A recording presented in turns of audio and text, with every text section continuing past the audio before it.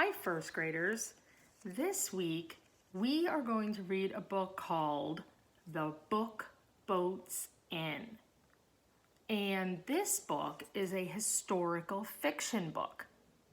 Does anybody remember what historical fiction is? Did we read any other historical fiction books? We did. Do you remember? Well, let's first talk about what a historical fiction book is. A historical fiction book is a book that is fiction. It's a story that didn't really happen, but it has sometimes places and events that are real, that are part of history, things that really did happen in history, sometimes even people that really lived a long time ago. Remember, history is a long time ago. So sometimes it involves people, but most of the time the characters are not real. So this book is about a floating library. Look at that. It's a book boat. Have you ever seen a book boat? Did you ever go onto a boat and buy a book or check out a book? Like in a library or a bookstore? I don't think any of us have done that. But do you know that a long, long time ago, in the 1800s, there were book boats. And this book boat traveled up and down the Erie Canal. I'm going to show you a picture of a map so you know what the Erie Canal was. A canal is actually a man-made river. It's like a big, long trench dug by people and filled with water in order to connect two different natural bodies of water. Okay, and I'll show you what the Erie Canal connected. All right, I'm going to put the book down and show you a map. This is a map of the United States. And here is New York. Okay? Right here, this red star that's in the state of New York is the city of Albany. It's the capital of New York. And what would happen is goods would come across the Atlantic Ocean on big ships. They would come into New York City and they would be carried up the Hudson River to Albany and then across the state. The bottom part of the state of New York was the Erie Canal, and it connected Albany to Lake Erie so that goods could come from the Atlantic Ocean into New York City, up to Albany, up the Hudson River to Albany, and over to Lake Erie. And goods could be brought to more and more people that way. Food and cloth and all kinds of different things could be brought to the people who lived farther west. Okay, so the Erie Canal was a real thing. And the author of this book actually grew up in Lockport, New York, right on the banks of the Erie Canal. So she knew firsthand about that library book boat where people could go and buy books and they could rent them or check them out. Borrow them. So, what would you do for a book? How much do you love to read? Let's think about the situation we're in right now. Can you go to the library at school right now? No, you can't. Can you go to the public library right now? No, you can't. Everything is closed. So in a way, we understand a little bit what it was like for these people who lived farther west in areas that didn't have libraries, in more areas that were rural or way out in the country. They didn't have libraries. And in order to get books to those people, the book boats traveled on the Erie Canal. And the little boy in this story, who is the main character, loves to read. In fact, he is willing to do almost anything to get the book that he wants. Let's find out what happens. Okay, so remember, in the beginning of the story, I'm going to read the beginning of the story today. This is where we find out what? What do we learn in the beginning of the story usually in a fiction book? What do we find out in a fiction book? Yes, that's right. We find out who the characters are, right? Where the story takes place, the setting, and also we find out what the main character's problem is. Okay, so let's find out what the little boy's problem is. And then during our next session, we will find out how he tries to solve his problem. That's the middle of the story. Okay, The Book Boats In by Cynthia Cotton, illustrated by Franée Lessig. Okay, and it was published by Holiday House, New York.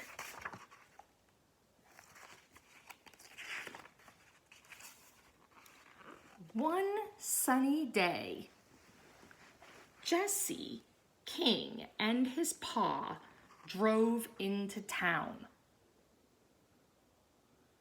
And how can you tell that this story took place a long time ago? Yeah, look at that wagon. Look at how people traveled. They didn't have cars. They had a horse and wagon.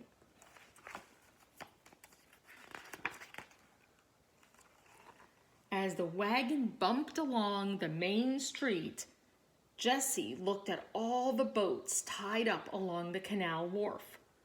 All of a sudden, he grabbed Pa's sleeve. "Pa, stop!" Pa reined in Jack hard. "Whoa, good gravy, son," he said. "Whatever is the matter?" Jesse pointed at a long boat. On the side of the cabin was painted R. Edwards, Library and Bookstore. You can see the book boat right there. It's a library and a bookstore. "The book boat's in," he said. "Can I go?" Pa nodded. "Go on," he said. "I'll come get you soon's I get that new axe handle." So Pa has to go get an axe handle, and while he's shopping, Jesse is going to go check out the book boat.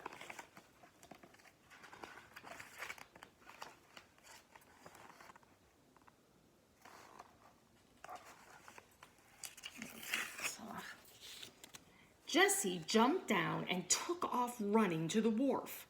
Mr. Edwards was just hanging up a sign that said, "Open."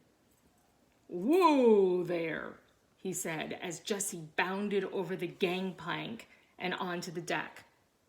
"You know the rule." Jesse rubbed his hands hard on his pants, then held them out. Mr. Edwards inspected them, palms and backs. Jesse held his breath. Mr. Edwards grinned. "You'll do. Go on in." So what was Mr. Edwards inspecting? He was inspecting the palms and the backs of Jesse's hands. Why do you think he was doing that? Do you have any idea? This is hard for us to answer. because things are very different now. Although you guys are we're all going through a time where we have to wash our hands, especially when we've been out in a public place. But a long time ago, teachers used to look at children's hands before they would let them into school. They would make sure that children's hands were clean and that their nails were clean. And if they weren't, they would send them home. And that's exactly what's going on here. The man that owns the bookstore, Mr. Edwards, and the library, he is checking Jesse's hands to make sure they're clean enough for him to be let into the store.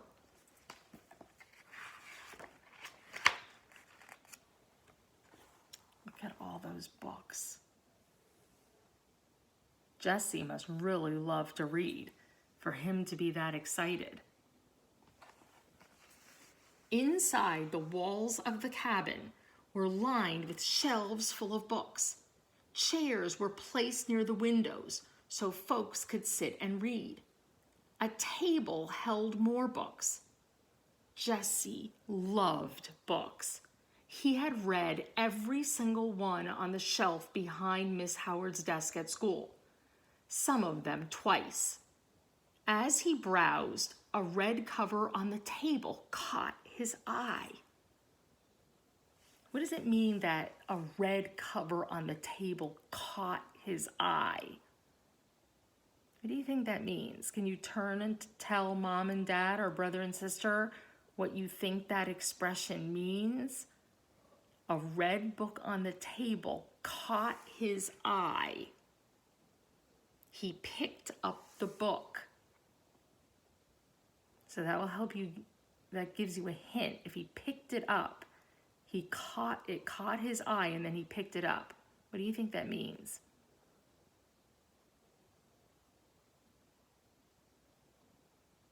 You're right. If something catches your eye, it means you notice it.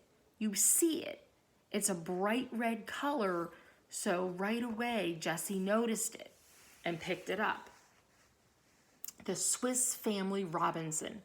Of all Miss Howard's books, this was his favorite. A story of shipwreck and adventure. "How much for this?" he asked. 20 cents, Mr. Edwards said, "and worth every penny. It's been read some, but it's in real good condition." 20 cents. Can you buy a book for 20 cents in a bookstore? Nope, but this was a long time ago, so things were a lot cheaper then. I'm gonna take this off. Jesse! Pa poked his head into the cabin. "Time to go." Jesse showed him the book. "Look, Pa, it's a real good one." Pa shook his head. "Not today. That axe handle cost more than I thought it would." Jesse ran his fingers over the red cover, then put the book on the table. "When will you be back?" he asked Mr. Edwards. "A week from today," Mr. Edwards said, "and that'll be it for a good while." "I'd sure like to have that book for my own," Jesse said as the wagon jounced toward home. "Maybe you could earn some money before the boat comes back," Pa said. "Ask around." Okay, we are going to stop right there. How do you think Jesse feels on this page? How does he look? And why? Can you turn and talk? Tell mom and dad or brother and sister, the person sitting next to you, how you think Jesse feels and why he feels that way?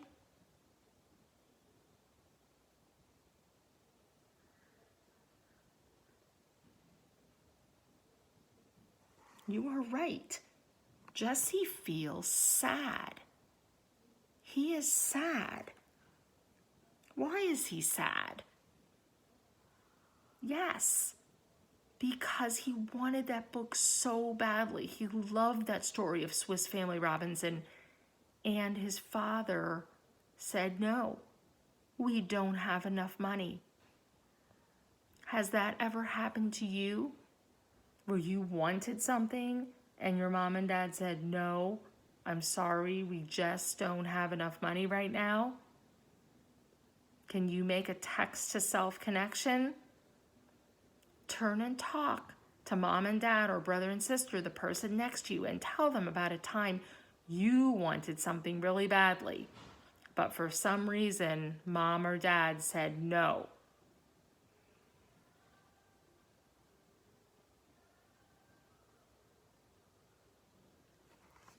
Okay, what is the problem in this story? What is the problem? And how do you think Jesse might solve his problem? We got a little hint in the conversation between Pa and Jesse as they headed back home. So we're going to answer two questions. What is the problem in the story? Turn and tell mom and dad or brother and sister what Jesse's problem is.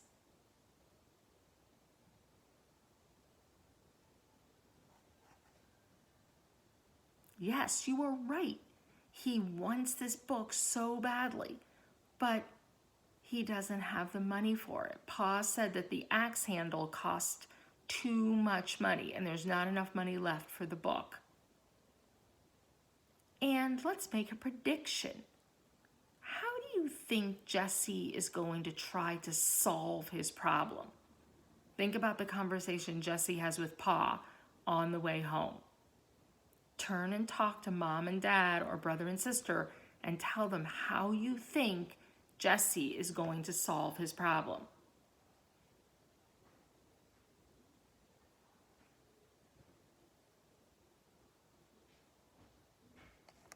Okay, we are going to share our predictions later on, and tomorrow we will talk about what some of those predictions are and see if those predictions are correct. In our reading tomorrow, we're going to confirm or change our predictions. All right. Thank you very much for listening to the beginning of the story, first graders. I miss you. See you next time.